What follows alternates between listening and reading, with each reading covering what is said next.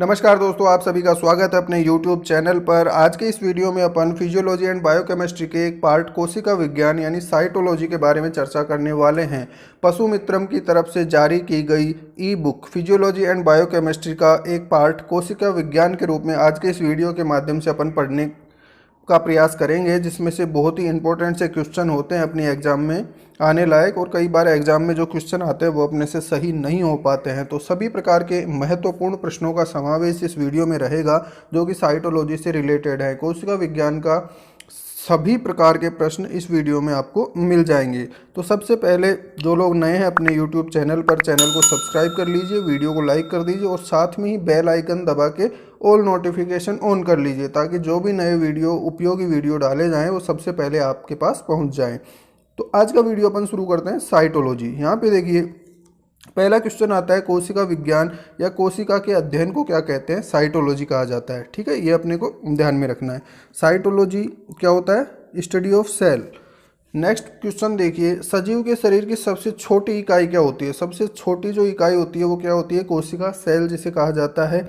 Next देखिए, कोशिका जो होती है इससे मिलकर ऊतक यानी टिश्यू बनते हैं, टिश्यू से मिलकर ऑर्गन बनता है, अंग बनता है, अंग से मिलके सिस्टम बनता है और सिस्टम से मिलकर क्या बनता है? शरीर बनता है। ठीक, ये बात बहुत ही इंपॉर्टेंट है, इसको अपने को ध्यान में रखना है कि सबसे पहले कोशिकाएं होती है, कोशिकाओं से मिलकर टिश्यू बनता है, टिश्यू से मिलकर एक ऑर्गन यानी एक अंग बनेगा और अंग, बहुत सारे अंग मिलकर क्या बनाते हैं? एक सिस्टम या तंत्र बनाते हैं। जैसे डाइजेस्टिव सिस्टम है, पाचन तंत्र हो गया, जनन तंत्र हो गया, इस प्रकार बहुत सारे अंगों से मिलकर एक तंत्र बनता है। और वो जो तंत्र हैं, सभी तंत्र मिलके क्या शरीर का निर्माण करते हैं। तो ये अपने को जो क्रियात्मक इकाई होती है शरीर की, उसके आधार पे अपने को ये पूरा ध्यान में रखना है। नेक्स्ट देखिए, जो वैज्ञानिकों के नाम होते हैं कोशिका से संबंधित, वो भी अपनी एग्जाम में पूछ लिए जाते हैं। यहाँ पे देखिए, कोशिका की खोज का श्रेय रॉबर्ट हुक को जाता है, केंद्रक की खोज का श्रेय रॉबर्ट ब्राउन को जाता है, जबकि इलेक्ट्रॉन सूक्ष्मदर्शी की खोज नोल व रस्का द्वारा की गई थी। ठीक है, ये क्वेश्चन अपनी एग्जाम में कई बार पूछ लिया जाता है। नेक्स्ट पॉइंट है अपना यहाँ कोशिका सिद्धांत। जो कोशिका सिद्धांत था वो स्लीडन एवं स्वान नामक वैज्ञानिकों ने दिया था। नेक्स्ट देखिए, कोशिका विज्ञान के जनक सीपी स्वानसन को माना जाता है। सबसे छोटी जो कोशिका होती है वो माइकोप्लाज्मा या पीपीएलओ को माना जाता है। सबसे बड़ी कोशिका होती है शुतुरमुर्ग का अंडा। तो ये कुछ इंपॉर्टेंट से क्वेश्चन है जहाँ से अपनी एग्जाम में क्वेश्चन पूछे जाते हैं। नंबर नेक्स्ट देखिए, सबसे लंबी कोशिका होती है तंत्रिका कोशिका। ठीक है, तंत्रिका कोशिका इस प्रकार की कोशिका है जो सबसे लंबी होती है तथा इसमें रीजनरेशन की पावर नहीं होती। अगर तंत्रिका कोशिका एक बार डैमेज हो गई तो वापस रीजनरेट नहीं होती है, पुनरुद्भवन की क्षमता नहीं होती है या तंत्रिका विभाजित नहीं हो सकती। ये तंत्रिका कोशिका से संबंधित महत्वपूर्ण बिंदु हैं जो एग्जाम में पूछे जाते हैं, ये अपने को ध्यान में रखने हैं। नेक्स्ट आता है, कोशिका झिल्ली का जो तरल मोजेक मॉडल दिया था वो सिंगर व निकोलसन के द्वारा दिया गया था और कोशिका झिल्ली का ये सर्वाधिक मान्य मॉडल है। ठीक है, ये भी अपने को ध्यान में रखना है। अपनी एग्जाम में क्वेश्चन क्या आता है, कोशिका झिल्ली के लिए सर्वाधिक मान्य मॉडल कौन सा माना जाता है? तो उसमें अपने को ध्यान रखना है तरल मोजेक मॉडल, जो कि सिंगर एवं निकोलसन नामक वैज्ञानिकों द्वारा दिया गया था। नेक्स्ट क्वेश्चन देखिए, नेक्स्ट पॉइंट देखिए, यहाँ पे नई कोशिकाओं का निर्माण पूर्व स्थित कोशिकाओं द्वारा होता है। ये बात किसने बताई थी? रुडोल्फ विर्चो नामक वैज्ञानिक द्वारा बताई गई थी। तो दोस्तों ये अपना पार्ट है पशु मित्रम, जो अपनी ई बुक जारी की गई है उसका एक पार्ट पढ़ रहे हैं अपन साइटोलॉजी। ठीक है, जिन विद्यार्थियों को ये बुक पूरी खरीदनी है वो वीडियो डिस्क्रिप्शन में इसका लिंक अवेलेबल है, वहाँ जाके नाम मात्र के शुल्क में इस बुक को परचेज कर सकते हैं और अपने मोबाइल में इसको कभी भी पढ़ सकते हैं, कभी भी रिवाइज कर सकते हैं। नेक्स्ट पॉइंट देखिए, जंतु कोशिका के बारे में बात करेंगे अब अपन। जंतु कोशिका के विभिन्न भाग कौन कौन से होते हैं?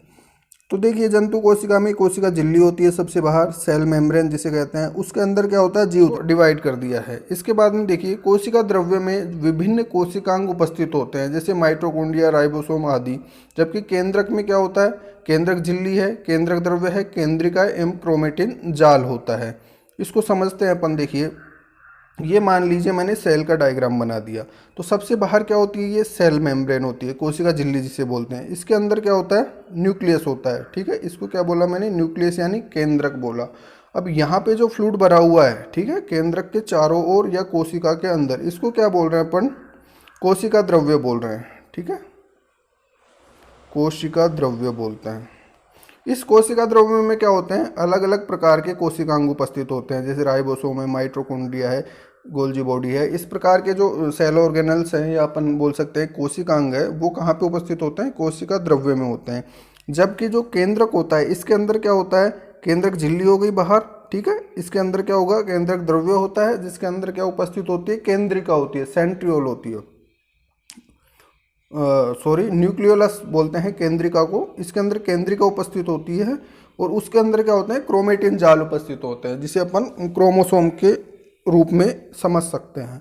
तो ये अपन ने चित्र की सहायता से कोशिका की संरचना समझने की कोशिश की है। अब अपन बात करेंगे कोशिका के विभिन्न कोशिकांगों की, कौन कौन से कोशिकांग कोशिका के अंदर होते हैं। तो देखिए, कोशिकांग पर पाई जाने वाली झिल्ली की संख्या के आधार पर वर्गीकरण पढ़ेंगे। कोशिकांगों को किसके आधार पर बांटा है कि जो कोशिकांग है उसके ऊपर जो झिल्ली पाई जाती है उसकी संख्या कितनी है, 1 है, 2 है, 3 है, या किस प्रकार से उसको बांटा गया है, वो अपन यहाँ पे देखेंगे। तो देखिए, दोहरी झिल्ली युक्त कोशिकांग, अपने एग्जाम में क्वेश्चन क्या आता है, निम्न में से कौन सा कोशिकांग दोहरी झिल्ली युक्त कोशिकांग है, या राइबोसोम किस प्रकार का कोशिकांग होता है, दोहरी झिल्ली, एकल झिल्ली, झिल्ली रहित, इस प्रकार से क्वेश्चन अपने एग्जाम में पूछा जाता है। तो ये बहुत ही इंपॉर्टेंट सा पार्ट है, ये अपने को ध्यान में रखना है। दोहरी झिल्ली युक्त कोशिकांग कौन कौन से होते हैं, माइटोकॉन्ड्रिया, क्लोरोप्लास्ट एवं केंद्रक, ये तीनों जो कोशिकांग दिए हुए हैं ये दोहरी झिल्ली यानी डबल मेम्ब्रेन से घिरे हुए होते हैं। जबकि एकल झिल्ली युक्त कोशिकांग कौन कौन से हैं, अंतःप्रदवी जालिका है, गोल्जी काई है एवं लाइसोसोम, ये एकल झिल्ली युक्त कोशिकांग होते हैं, ठीक है। अंतःप्रदवी जालिका, गोल्जी काई, लाइसोसोम, ये एग्जाम्पल अपने को याद रखने हैं। जबकि झिल्ली रहित कोशिकांग कौन से होते हैं, राइबोसोम है, केंद्रिका है और सेंट्रोसोम है, ये तीनों क्या है, झिल्ली रहित कोशिकांग है। तो तीन एग्जाम्पल अपन ने तीनों के देखे हैं, ये तीनों अपने को ध्यान में रखने हैं। अपने एग्जाम में इससे संबंधित कोई भी प्रश्न आएगा वो गलत नहीं होगा। अब देखिए, अंतःप्रदवी जालिका, माइक्रोट्यूब्यूल्स, माइक्रोफिलामेंट्स कोशिका का अंतःकंकाल का निर्माण करते हैं। ये बहुत ही महत्वपूर्ण भाग है इसका। कोशिका का जो अंतःकंकाल होता है वो किसके द्वारा बना होता है, अंतःप्रदवी जालिका, माइक्रोट्यूब्यूल्स एवं माइक्रोफिलामेंट्स। इतना भी नहीं पूछा जाता अपने एग्जाम में, केवल अंतःप्रदवी जालिका ही पूछा जाता है। तो ये अपने को ध्यान में रखना है, कोशिका का अंतःकंकाल किसके द्वारा बना होता है। नेक्स्ट पॉइंट देखिए, यहाँ पे कोशिकांगों का सामान्य विवरण देखेंगे अपन 1 बाय 1। जो कोशिकांग है उनके बारे में क्या क्या अपने को ध्यान में रखना है। सबसे पहले देखिए, अंतःप्रदवी जालिका, एंडोप्लाज्मिक रेटिकुलम, यह प्रोकैरियोटिक कोशिकाओं आरबीसी अंडे की भ्रूणीय कोशिकाओं में अनुपस्थित होती है। ये पॉइंट अपने को ध्यान में रखना है, ठीक है। एंडोप्लाज्मिक रेटिकुलम कहाँ कहाँ पे एब्सेंट होती है। नेक्स्ट पॉइंट देखिए, 2 प्रकार की होती है, खुरदरी अंतःप्रदवी जालिका होती है और एक स्मूथ या चिकनी अंतःप्रदवी जालिका होती है। खुरदरी जो अंतःप्रदवी जालिका होती है, अंतःप्रदेश लिखा हुआ है यहाँ पे, अंतःप्रदवी जो जालिका होती है वो क्या होती है, इसकी सतह पर राइबोसोम पाए जाते हैं, तो ये प्रोटीन संश्लेषण को स्थल प्रदान करती है। अंतःप्रदवी जालिका की सतह पर राइबोसोम उपस्थित होते हैं, इसलिए इसकी सरफेस जो होती है वो रफ होती है या खुरदरी होती है। अब जो राइबोसोम होते हैं वो किसके लिए रेस्पॉन्सिबल होते हैं, प्रोटीन सिंथेसिस या प्रोटीन संश्लेषण के लिए रेस्पॉन्सिबल होते हैं। इसलिए खुरदरी जो अंतःप्रदवी जालिका है वो प्रोटीन संश्लेषण के लिए स्थल प्रदान करती है।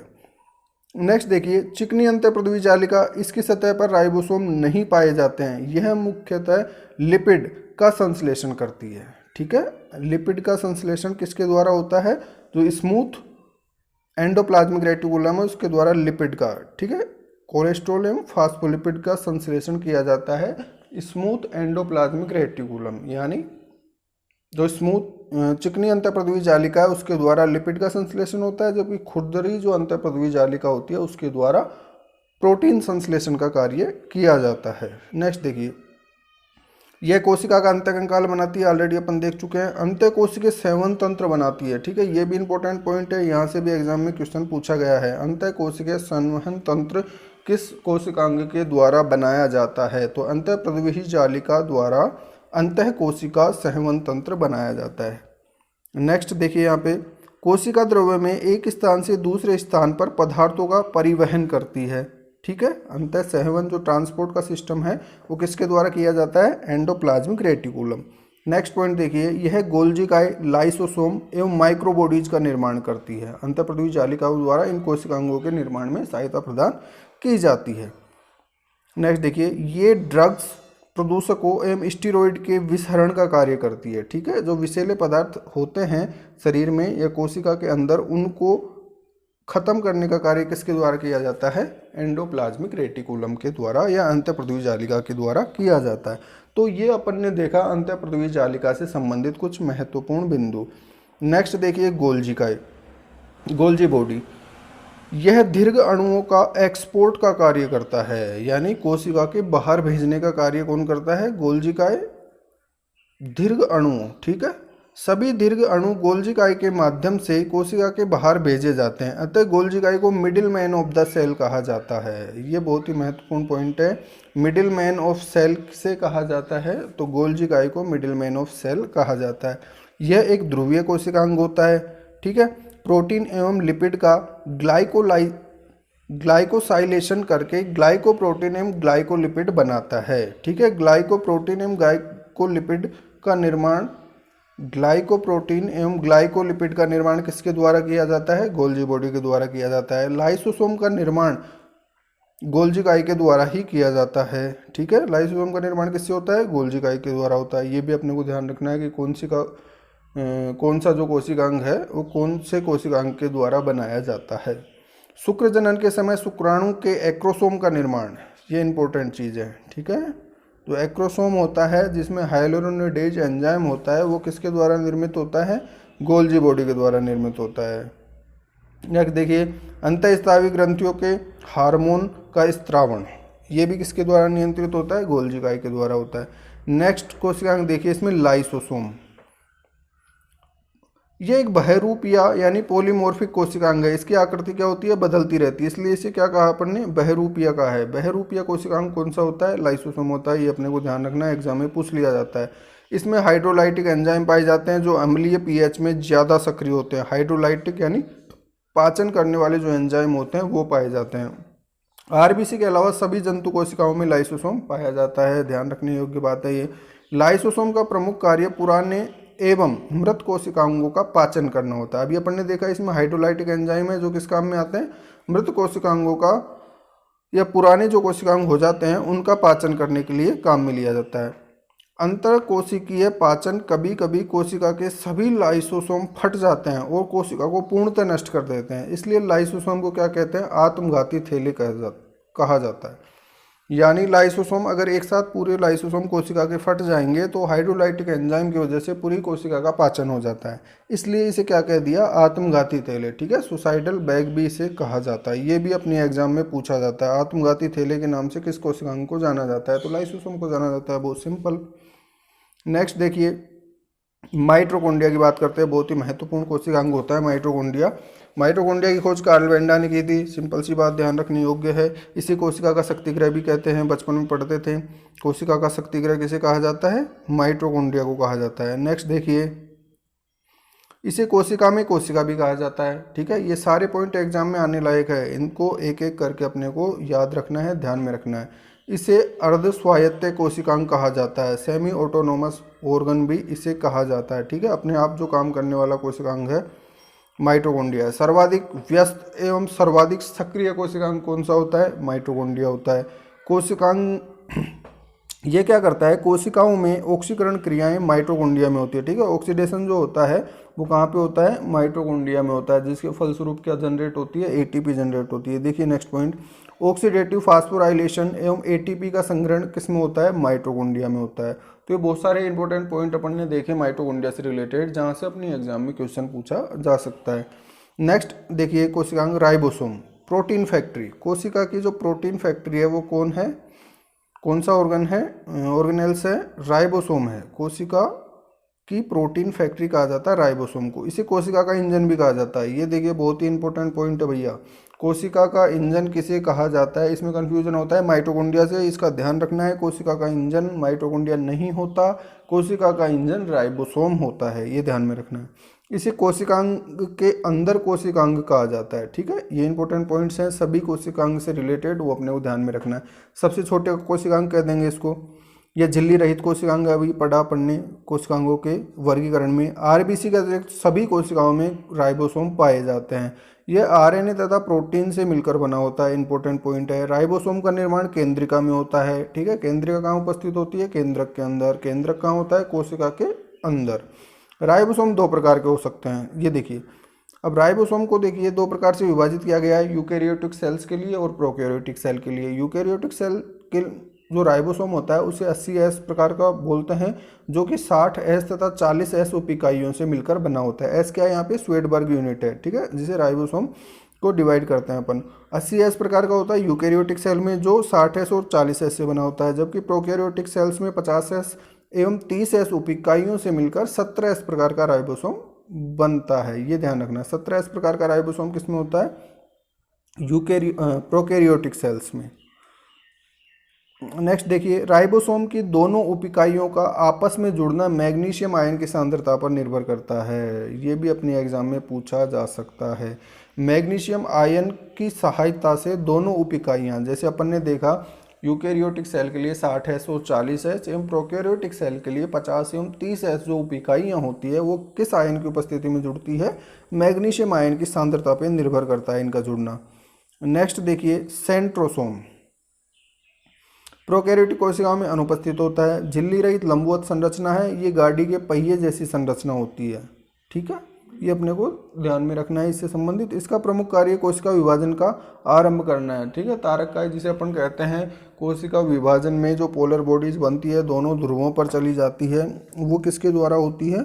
सेंट्रोसोम के द्वारा निर्मित होती है। यह कोशिका के दो ध्रुवों के मध्य तर्कु तंतुओं को व्यवस्थित करता है, ठीक है। बहुत इंपॉर्टेंट रोल प्ले करता है ये कोशिका विभाजन में। सेंट्रियोल को कोशिका केंद्रक भी कहा जाता है, ये देखिए बहुत ही महत्वपूर्ण बिंदु है एग्जाम के लिए। नेक्स्ट देखिए, न्यूक्लियस केंद्रक।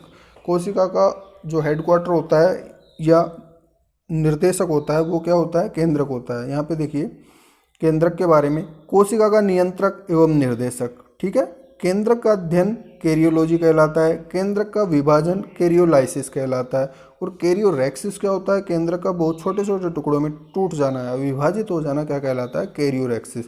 तो ये जो भी टर्म्स हैं वो सारी इंपॉर्टेंट है अपने एग्जाम के दृष्टिकोण से, यहाँ से अपने एग्जाम में क्वेश्चन पूछ लिया जाता है।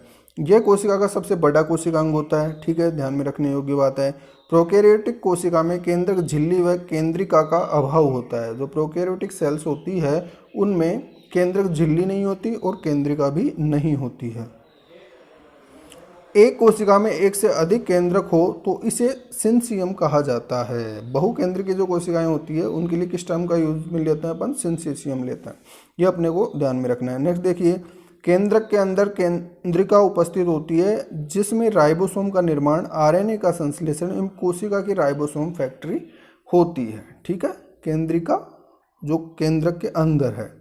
नेक्स्ट देखिए, क्रोमेटिन नेट। विभाजन के समय क्रोमेटिन संघनित होकर गुणसूत्र बनाते हैं। कोशिका विभाजन में अपन ने पढ़ा है ये, ठीक है। क्रोमेटिन जो नेट होते हैं जो कि केंद्रिका के अंदर उपस्थित हैं वो संघनित होकर किसका निर्माण करते हैं? गुणसूत्रों का। कोशिका विभाजन की प्रोफेज अवस्था में केंद्रक झिल्ली लुप्त होती है, ये भी इंपॉर्टेंट पॉइंट है। कोशिका विभाजन की किस अवस्था में केंद्रक झिल्ली लुप्त होती है? ये अपने को यहाँ पे ध्यान रखना है। प्रोफेज अवस्था में केंद्रक झिल्ली लुप्त होती है, वह टीलोफेज अवस्था में पुनः प्रकट होती है, ठीक है। तो ये अपन ने आज के वीडियो में कोशिका के अंदर जो कोशिकांग उपस्थित होते हैं उनके बारे में पढ़ा। नेक्स्ट पॉइंट शुरू होता है अपना ब्लड। तो ये पूरा जो वीडियो था आज का अपना सेल ऑर्गेनेल से रिलेटेड था। आगे इसमें ब्लड के बारे में पूरी बुक है अपनी, ये देख सकते हैं आप। इसमें 160 पेज हैं, जिसमें से अपन ने आज का एक वीडियो देखा जिसमें कोशिका में उपस्थित विभिन्न कोशिकांगों के बारे में अपन ने पढ़ा है। धन्यवाद।